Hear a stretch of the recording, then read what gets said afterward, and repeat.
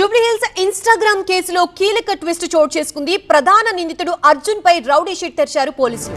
Rich గా ఉండే minor అమ్మాయిల్ని టార్గెట్ చేసి లైంగికంగా వాడుకొని లక్షలు వసూలు చేశాడు అర్జున్ అండ్ ఫ్యామిలీ.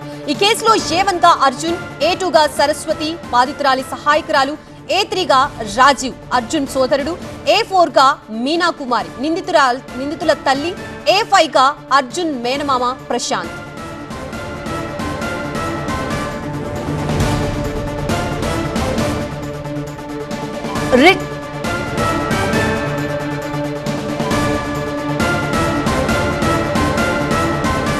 ఇదే అంశానికి సంబంధించి మనకి పూర్తి అప్డేట్స్ అందించడానికి మా ప్రతినిధి ప్రణిత సిద్ధంగా ఉన్నారు. ప్రణిత, ఈ జూబ్లీహిల్స్ ఇన్‌స్టాగ్రామ్ కేసులో కీలక ట్విస్టులు చోటు చేసుకుంటున్నాయి. పైగా అసలు నిందితుల మోటో ఏంటి, అసలు ఇందులో ఎంతమంది ఇన్వాల్వ్ అయి ఉన్నారు, ఇప్పటికే వాళ్ళ ఫ్యామిలీ మొత్తం కూడా పేర్లు నమోదైనట్లుగా తెలుస్తుంది A1, A2 గా.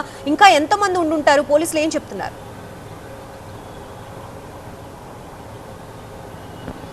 అయితే జూబ్లీహిల్స్ మైనర్ బాలికలను ట్రాప్ చేసి వారి దగ్గర డబ్బులు వసూలు చేసేటువంటి కేసులో దాదాపు ఇప్పటి వరకు 5గురిని పోలీసులు అరెస్ట్ చేశారు. అయితే కీలక అంశం ఏంటంటే వీళ్ళు వ్యవహరించినటువంటి మోడస్ ఆపరేండి. సో మొదట ఇన్‌స్టాగ్రామ్లో అర్జున్ తన అకౌంట్ నుండి కాకుండా తన ఫ్రెండ్స్ అకౌంట్ నుండి కొంతమంది మైనర్ అమ్మాయిలకు మెసేజ్ చేస్తాడు. సో వాళ్ళు యాక్సెప్ట్ చేసి రిప్లై ఇస్తే కనుక ఆ కమ్యూనికేషన్ని అలానే మెయింటైన్ చేస్తాడు. సో పూర్తిగా తమ కంట్రోల్లోకి వచ్చారు అని భావించిన తర్వాత మొత్తం వాళ్ళతో లైంగికంగా పాల్గొని వారిని పూర్తిగా తమ కంట్రోల్లోకి తీసుకొని తమ ఒక పార్ట్ టైం బిజినెస్ చేస్తున్నాము, నిన్ను కూడా అందులో పార్ట్నర్షిప్ ఇస్తామంటూ కూడా ఆ బాధితుల కుటుంబ దగ్గర నుండి డబ్బులు డిమాండ్ చేస్తారు. సో తెలియనటువంటి మైనర్ బాలికలు ఇంట్లో పేరెంట్స్కి తెలియకుండానే వాళ్ళ డబ్బులు తీసుకొచ్చి అర్జున్కి ఇస్తూ వచ్చారు. ఈ విధంగా వచ్చినటువంటి డబ్బులు అంతా కూడా అర్జున్ ఫ్యామిలీ పంచుకున్నారు, అర్జున్తో పాటు అర్జున్ బ్రదర్ రాజీవ్. సో ఇద్దరూ కూడా ఇప్పటి వరకు 25 మంది మైనర్ అమ్మాయిలను ఈ తరహాలో ట్రాప్ చేశారు. సో వాళ్ళతో లైంగికంగా పాల్గొని ఆ వీడియోస్ని సైతం తీసుకున్నారు.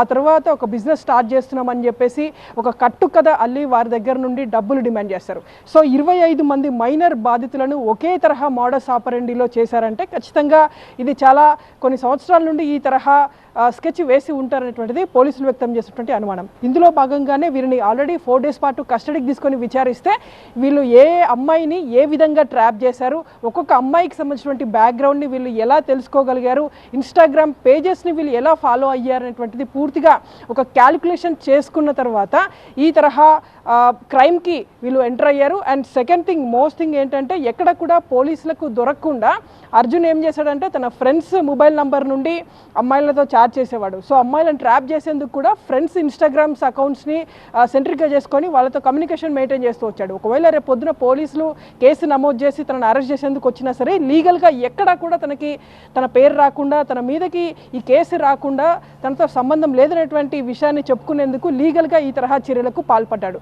సో ఈ మొత్తం ఎపిసోడ్ ఒక ఎత్తు అయితే ఇందులో అక్యూజ్డ్ మదర్ మీనా కుమారి రోల్ గురించి స్పెషల్గా చెప్పుకోవాలి. సో ఈమె ఏం చేసేదంటే ఈ ఇద్దరు కొడుకులకి అర్జున్ అండ్ రాజీవ్ ఇద్దరు కూడా తన కొడుకులు అయినప్పటికీ ఏ విధంగా మైనర్ అమ్మాయిలను ట్రాప్ చేయాలి, సో వాళ్ళని ట్రాప్ చేసిన తర్వాత ఎట్లా ముందుకు వెళ్ళాలనేటువంటిది ప్రతి ఒక్క ఐడియా కూడా pin to pin Veera mother Meena Kumari ఇచ్చినట్టు పోలీసుల ఇన్వెస్టిగేషన్లో బయటపడింది.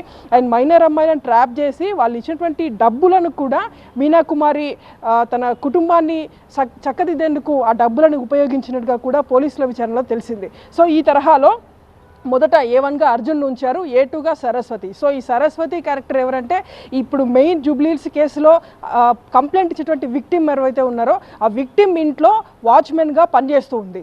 సో గత ఏడాదిలోనే అర్జున్ని పోలీసులు ఒక 3 రోజుల పాటు జైల్లో ఉంచిన తర్వాత ఈ విక్టిమ్తో కమ్యూనికేట్ ఎట్లా అవ్వాలి అని ఆలోచిస్తున్నప్పుడు సరస్వతి అర్జున్కి పరిచయం అయింది. ఆ తర్వాత సరస్వతి ఫోన్ నుండి విక్టిమ్ అర్జున్తో కాంటాక్ట్ అవుతున్నటువంటి క్రమంలో విక్టిమ్ మదర్కి ఈ విషయాన్ని చెప్పకుండా ఉండేందుకు విక్టిమ్ దగ్గర నుండి దాదాపు 9 లక్షల రూపాయలు ఈ సరస్వతి అనేటువంటి నిందితురాలు ఆ బాధితురాల నుండి సేకరించింది. ఈ తరహాలో ఒకరు కాదు ఇద్దరు కాదు మొత్తం 10 మంది అక్యూజ్లని పోలీసులు ఈ కేసులో చేర్చారు.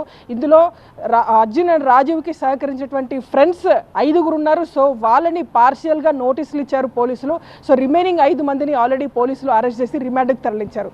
ఈ తరహాలో మైనర్ అమ్మాయిలను ట్రాప్ చేసి వారిని రేప్, అంటే ఇది వాళ్ళు మైనర్ అమ్మాయిలు విల్లింగ్గా వెళ్ళినా సరే మైనర్స్ కాబట్టి ఇది పోక్సో కిందకే వస్తుంది, అది రేప్గానే పోలీసులు పరిగణిస్తారు.